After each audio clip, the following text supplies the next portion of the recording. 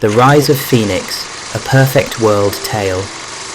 In the ancient realm of Perfect World, a world shaped by the will of the gods and the chaos of men, a humble faction once flickered into existence like a dying ember. They called themselves Pheonix, not because they were mighty, but because they wanted to be. And, well, they liked birds. Their leader, a slightly over-caffeinated edge runner named Target My Target, gathered misfits from across the lands, a venomancer who preferred to heal pets rather than people, a barbarian who forgot to put on pants for every war, and a wizard who insisted their keyboard was cursed whenever they died, which was often. The struggle begins. Pheonix was small, so small that other factions often forgot they even held land at times. In the grand tapestry of the weekly territory wars, Pheonix was the missing thread. The gods of Pangu must have watched and giggled, because every war seemed cursed. The catapults would roll the wrong direction.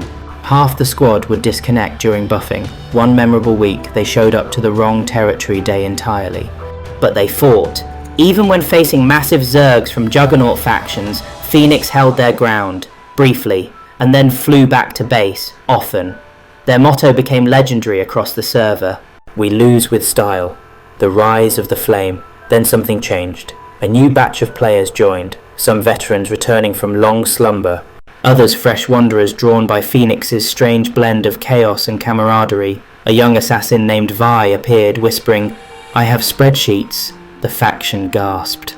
A tactician. The same day, they held their first coordinated TW meeting. It devolved into a debate about fashion weapons, but still, progress. The gears turned, literally. Veterans helped newbies farm Mirai, Nirvana, and made TT-33 their second home. Jade of Steady Defense, War Soul Weapon, G15 Helm, they passed them around like dumplings at Spring Festival. Gear one, gear all became the new motto. During one war, their barb finally remembered his pants. They held mid-lane for 10 whole minutes. Whispers of the Pheonix. As Pheonix grew stronger, so did their legend. Rival factions began to whisper, "They're not bad anymore. Did they just beat Immortal? Their Vino isn't healing the enemy pets anymore." But in any war, real war, steel and skill aren't the only weapons. No, there are whispers, lies, spies, and this time, one of those shadows wore our colours once. A legendary player, once a hero in our ranks, had walked away. We won't speak his name out of respect. Let's just say his new name sounded suspiciously like Too Fast, Too Backstab and leave it at that. At first, we thought it was coincidence. They were countering our flanks with suspicious precision. They pre-buffed the very spot we were planning to sneak through. Someone even guessed our snack break timing. But the truth was bitter. Our sign-up rosters were being leaked. Our comps, our movements, our hopes exposed. Ray was furious. She punched her mic so hard the entire Discord echoed with feedback and rage. We bleed for this faction, we grind for it, we meme for it, and he sold us out for a few TW wins and some extra attack level. I clenched my fists. Even the modest in me boiled. We weren't just fighting an enemy anymore, we were fighting betrayal. And that night, as I led my range squad down B lane, with my wife spamming heals like holy napalm, I wasn't thinking about tactics or KD ratios, I was thinking about vengeance. This wasn't just a war, this was personal, and by the gods of Pangu and the lag of Arkasaur, we would have our revenge. Fast forward to the night of June 28th, the final battle of the season. The air was thick with tension. You could feel it in the world chat, you could hear it in the panicked voice of someone realising they left their buffs in storage. And in the war room of Pheonix, a storm was brewing. Ray, faction director, co-leader, and self-proclaimed queen of the chaos spreadsheet, turned to me with fire in her eyes and a scowl that could melt G17 gear.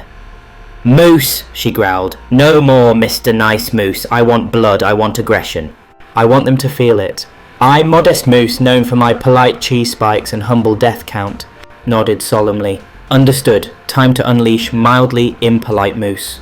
I was given command of a squad of ranged fighters, archers with godlike aim, techs who always knew when to hit. All we were missing was a wizard who would yell Hadouken every time he cast Blade Tempest, and at my side, my wife. A serene, all-knowing cleric armed with heals, buffs, and the ability to judge my positioning in real time. "Why are you always in front of the tank?" she whispered. "To soak up the XP," I lied. "Our objective, push up B lane." Our strategy, wing it and pray. Our vibes, unreasonably confident. As we advanced, the fog of war parted, and there they stood, the enemy. Dozens of them, gears shimmering like cursed gold, auras flaring like they overpaid for them, catapults rolling like doomsday machines. We made eye contact, they flexed their fashion weapons. We flexed our title buffs. The silence broke. It was glorious and stupid and pure chaotic Pheonix magic. Gone were the days of hesitation, of cautious pokes and polite retreats. This was not a chess match, this was war. And the only language they would understand was raw, unfiltered aggression. With a battle cry that rattled even the AFK catshop vendors in West Arch, we pushed straight into their base. No side lanes, no detours, no mercy. My range squad, fueled by vengeance, energy drinks, and a total disregard for their own safety, unleashed a hailstorm of destruction. Arrows, sparks, psionic pulses, whatever we had, we threw it. Even our Seeker tossed his sword once. He said it was a symbolic gesture. We never saw that sword again. I charged ahead, my wife hot on my heels and in voice chat screaming, "Stop losing my buffs, you chaotic moose!" I didn't care, I was glowing. Literally, triple sparked, chi bar full, eyes full of rage and Red Bull. We held our ground. They tried to push us back, wave after wave, but we stood firm, like a stubborn lag spike on a 1 Mbs connection. Their sins piled up before us, the betrayals, the leaks, the smug global chat messages. We weren't just breaking into their base, we were breaking the narrative. Suddenly, the enemy voice chat, which we later found screenshots of, was in chaos. How are they already in base? Why are they so angry? Who gave the moose a chai pill? And then through the smoke and stun locks, the sound. That sacred beautiful sound, crystal under attack. We had done it. Is Ori. Now Sandman. Family Sandman.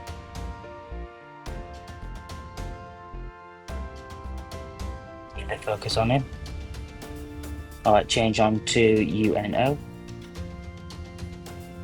Alright, back onto UNO. Keep on focusing on UNO. Just gone to the left of us.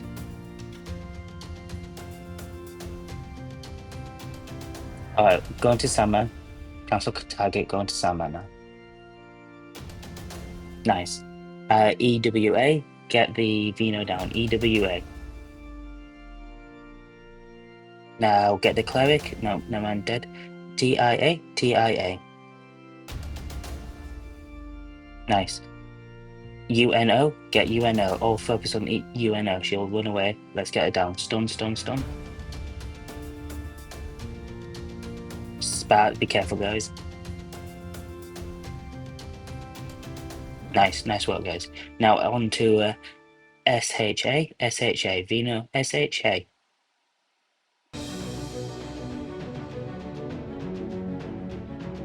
Same target onto Autumn Lily. Nice. Synthesize. Nice. EWA. Get the debuffs on EWA. It's got HF. No mind. Just running away. SHA.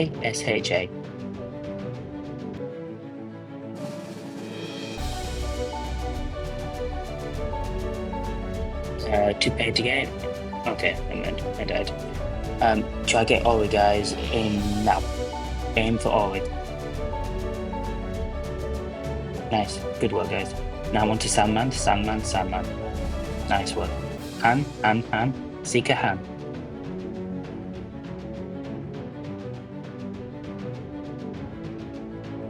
Nice, good and bad. No, onto ice. Focus ice. Nice. I can't tank. Yep, he's dead. He definitely can't tank. Autumn Lily. Onto Autumn Lily. Nice work, guys. Onto DOM. No, oh, get cleric. SER. Get the cleric down. SER. Nice. Now onto SYN. Nice. Onto Baby Rose. Let's get Baby Rose down. Now, Sandman. Focus Sand down. He's got stunned. Get him down. Nice.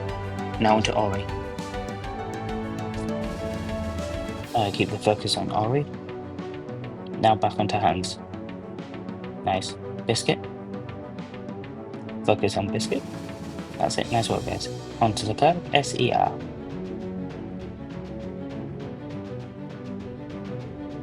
Nice work. Onto autumn lily. Nice. Onto aura. Nice work. We won. Easy.